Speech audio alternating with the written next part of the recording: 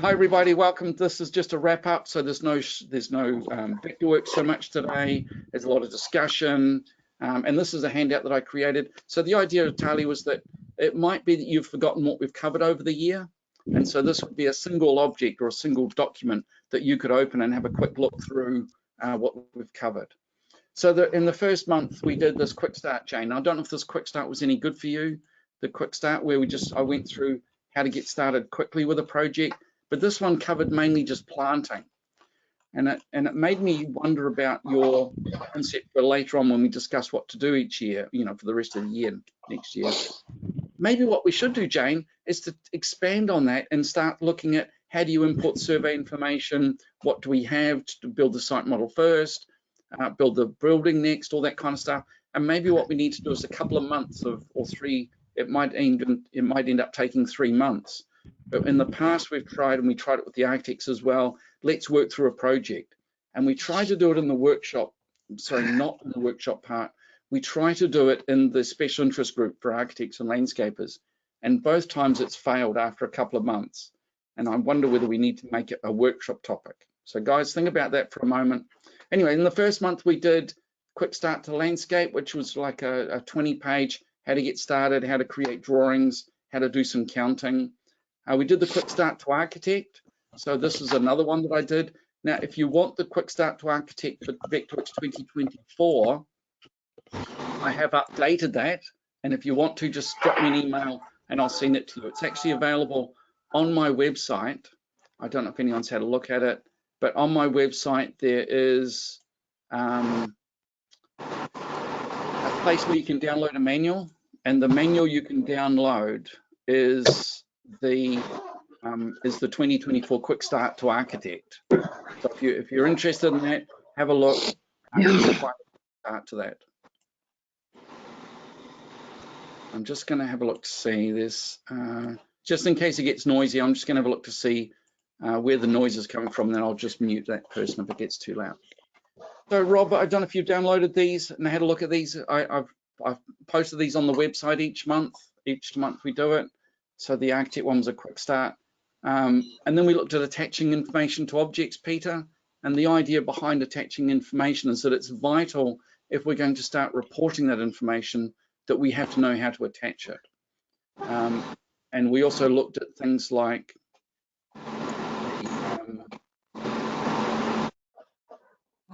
one of the things we looked at, Jane, was the graphic legends later on, and this was my preview, or this was what I needed to cover in order to report the information, or in order to do the graphic legends, we might need to attach information to those objects. And so this was my way of giving you an introduction to that. Then we looked at the graphic legends for architects. Barry, I'm not sure if you remember this one. We looked at how we can create these sort of window schedule type things. We looked at all the things we might want to do in terms of scheduling. So Bruce, I'm not sure if you've implemented these graphic legends for doing your window elevations, but I found them really, really useful. The ability to grab information off your window objects.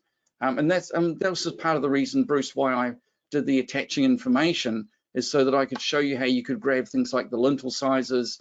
You could have the fixings, the lintel fixing as well, attach that to the window object so that when you come to report it, all that information is reported. So that was kind of useful, wasn't it, Barry, doing that kind of thing? Oh yeah, absolutely.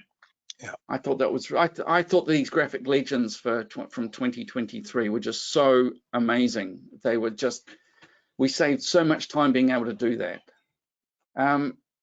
Libraries came up again. We always cover the library.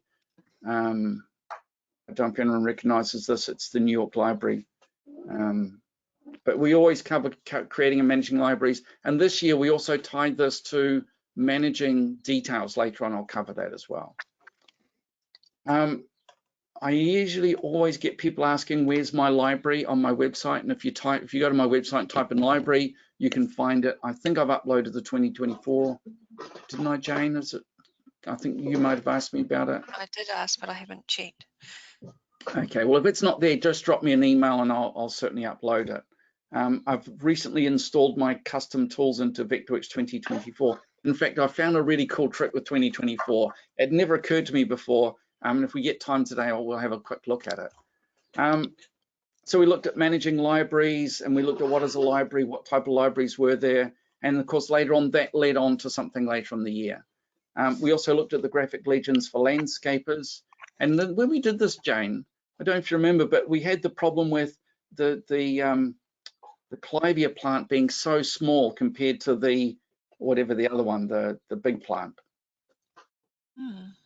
In Vectorworks 2024, you can make both of those the same size now. You can actually make the small plant grow to match the size of the big ones. And so you don't get this problem that you've got here on this image here, where the clivia is so tiny it just appears like a dot.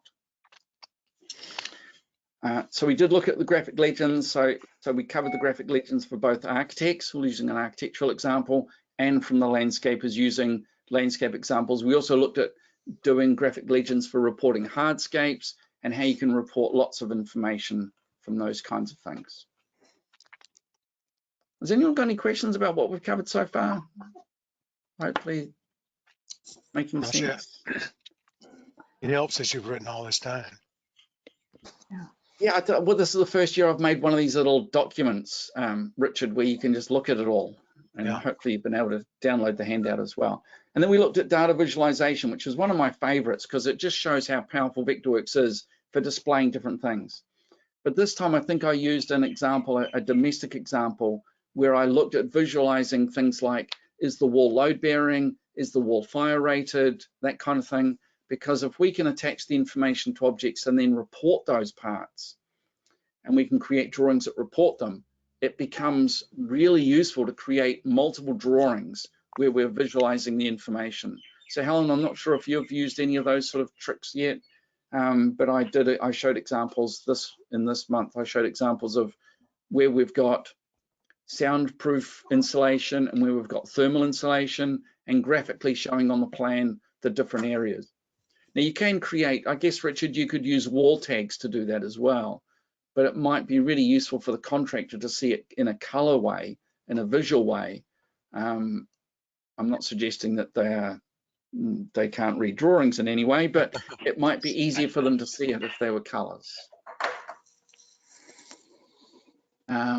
So that was the data visualization, and that I don't know if anyone remembers doing this, Talia. I don't know if you remember doing this one, but it might have been just a little bit technical, a little esoteric, but I still think it's really, really useful. And from a landscape point of view, Peter, we looked at attaching information so that you could tell which of your landscape areas needed fertilizing, which plants need pruning at a certain month, and so on. And I thought that was, I've always thought that's a really cool trick.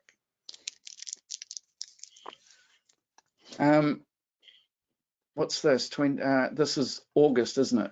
08 was August. We looked at doing worksheets, and we also looked at this thing here. I don't know if anyone can see from the image on the front here, the calculation to see whether that's okay or not. And Jane, I'm not sure if you've implemented this trick with building yourself a good worksheet for calculating your impermeable surfaces, but also the ability to report that the percentage is okay or not. I think it's a cool trick. So Rob, do you need to do anything like that, Rob, with your calculation, with your worksheets? No, I haven't. I'm actually joining you from the Victorian High Country.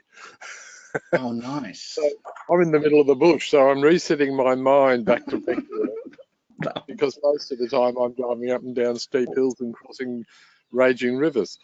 Oh, can you actually see can you see it on my screen? Well, you're on your phone, are you? Oh, hilarious. No, I'm on my iPad in a little town called Dargo in the middle of the Victorian High Country. Oh, that's nice. Yeah, it's good fun. So I don't know if when you're drawing, I don't know whether you need to do any other stuff, but creating worksheets that do the sort of counting for you, I think is really, really useful. And I often use classes to do that, so you need to make sure you're using lots of classes to carry out that kind of stuff. Yeah, it helps when the contractors, when you can get information to contractors so they can price the job. Yes, yeah, that would be useful. And then later on using the data visualization maybe to color the information for you, or using classes to color the information so they can easily see where one area is and where a different area is. Contractors are all colorblind, I'm sure. Oh, this thing silly. Okay. Jane, you wanted to create this pergola object. You wanted to know how to create this kind of library object that was flexible. And we went through a whole lot of things. I don't know if you remember this, Jane. We went through a whole lot of things about making sure that you create using the sorts of objects that are going to be really useful. So we looked at styles, we looked at symbols, and we went through a whole lot of things. We looked at should you use a symbol for the purlins, for the rafters, because that means that you can change them quickly, or should you use framing members because then you can count and schedule them quickly. And we looked at advantages and disadvantages of those things. Yeah. And then of course in October, as normal, we looked at what's new in Vectorworks. And there were some really cool tricks with Vectorworks, particularly in the landscaping. There's the new fencing tool, and in architecture, there's this new railing tool and the cabinet tool. And so these are the things I wondered whether we would want to cover these next year, the year coming up, in terms of the workshop topics. So we're going to have to spend some time talking about what we want to cover, and I'm just going to listen to you guys and take notes. Then last month we looked at how to deal with repetitive units, and we looked at a couple of different ways of dealing with repetitive units. I showed you how you can create details using a series of small components like blocks of timber and flashings, and how you can use classes to control information. I think you were here, Tony, to cover that. So we looked at the ways that I create my library, and also the idea that my details keep changing and I just keep dragging an entire layer from one file to another, whether that's right or wrong, but it certainly serves my purpose. So those are the sort of topics we've covered this year. So I don't know if anyone wants to talk about any of those. That's our wrap-up page. I've actually got every page open if you guys need to talk about them, but otherwise I think it's time for us to start looking at what do you want me to cover next year. Andrew,